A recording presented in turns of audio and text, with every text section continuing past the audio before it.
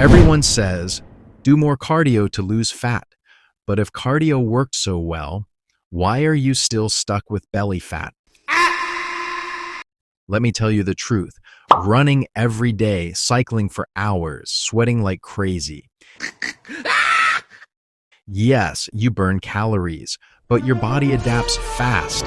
Soon, you burn fewer calories. You get tired, you get hungry, and you overeat. That's why cardio alone fails.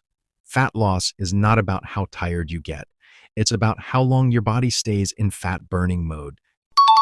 And cardio doesn't keep you there. The most underrated fat loss tool? Walking. Yes, simple walking. Walking keeps cortisol low.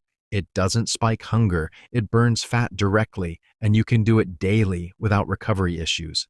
10,000 steps a day can burn more fat over a week than 3 intense cardio sessions.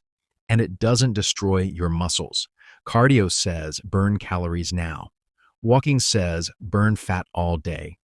Watch this video if you want abs. Subscribe for more fitness content.